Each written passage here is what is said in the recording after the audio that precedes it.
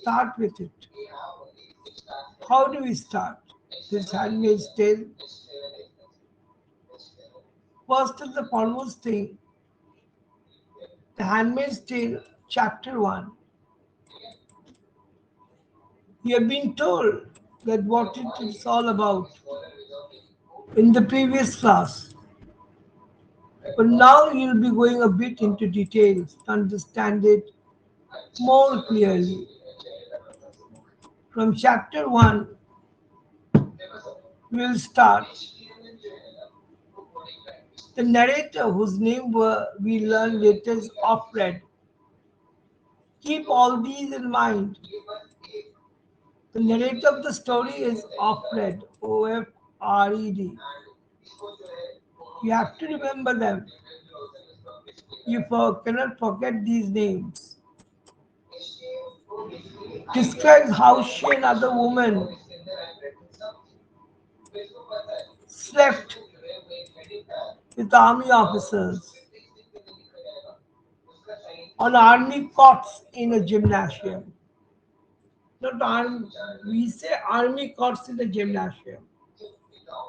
Aunt Sarah and Aunt Elizabeth patrolled with electric cattle prods hanging from their leather belts, and the woman forbidden to speak aloud, whispered without attracting attention. Twice daily the woman walked in the former football field, which is surrounded by a chain link fence. That is also important to be understood. So we just cannot leave it. Armed guards called angels, Angels, patrol outside. While the women take their walks, the angels stand outside the fence with their backs to the woman. The women long for the angels to turn and see them. They imagine that if the men looked at them or talked to them, they could use their bodies to make a deal. The narrator describes lying in bed at night, quietly exchanging names with other women.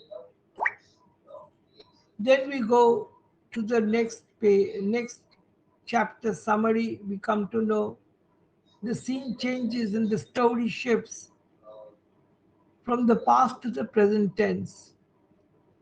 Offred now lives in a room fitted with curtains, a pillow, a framed picture, and a braided rug. There is no glass in the room, not even over the framed picture. The window does not open completely, and the window pane is shatterproof. There is nothing in the room from which one could hang a rope, and the door does not lock or even shut completely. Looking around, Alfred remembers how Aunt Lydia told her to consider the reality of the situation because this is what that they would have to face.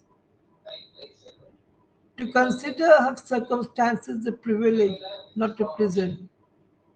Handmaids to which the group narrator belongs, dress entirely in red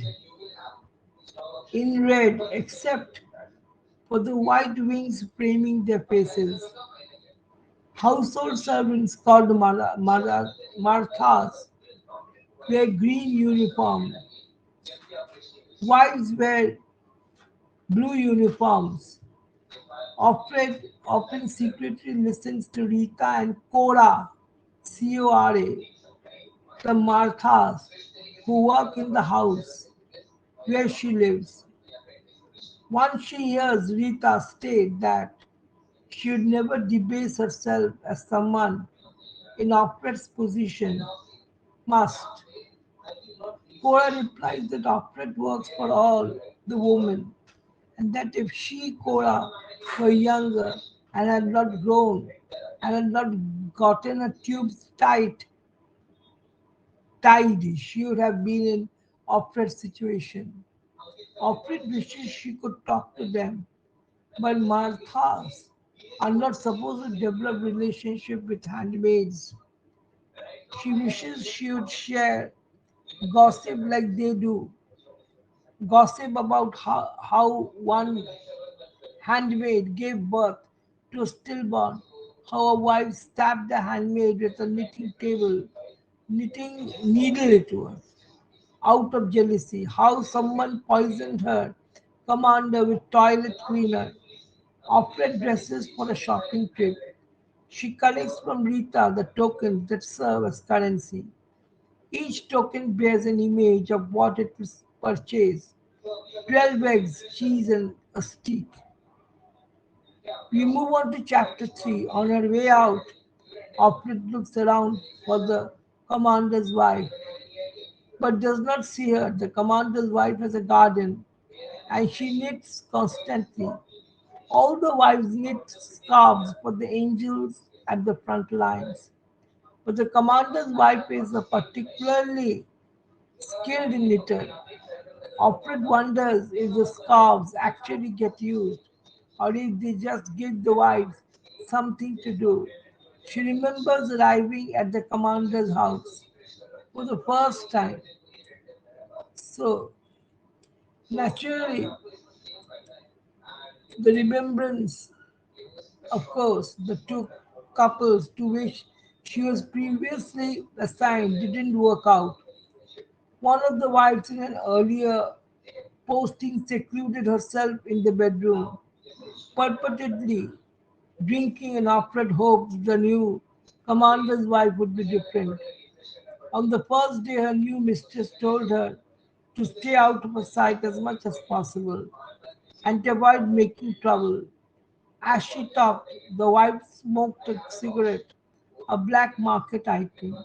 Handmaids offered notes are forbidden coffee, cigarettes, and alcohol. Then the wives reminded of Fred that the commander is a husband, permanently and forever. It is one of the things we fought for, she said, looking away. Suddenly, Alfred recognized her mistress as Serena Joy, the name of the girl, Serena Joy. So, when she realized the lead soprano from the Growing Souls Gospel Hour, capital G, capital S, capital G, capital H, Growing Souls Gospel Hour, a Sunday morning religious program.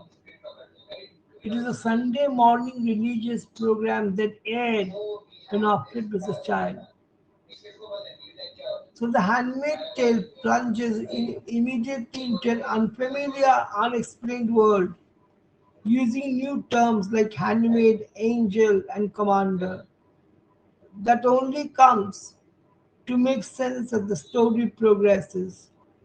Alfred gradually delivers information about her past and the world in which she lives, often narrating through flashbacks. She narrates flashbacks, these flashbacks in the past. She narrates which distinguishes them from the main body of the story, which she tells in the present tense.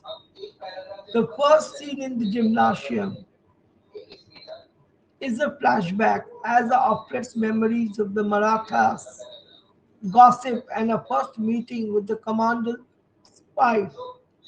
Although at this point we do not know what the gymnasium signifies or why the narrator and other woman lives there, we do gather some information from the brief first chapter. The women in the gymnasium live under the constant surveillance of the angels and the aunts, and they cannot interact with one another. They seem to inhabit a kind of prison. Alfred likens the gym to a palimpsest, a parchment either erased and written on again or layered with multiple writings. In the gym, palimpsest, Offred sees multiple layers of history.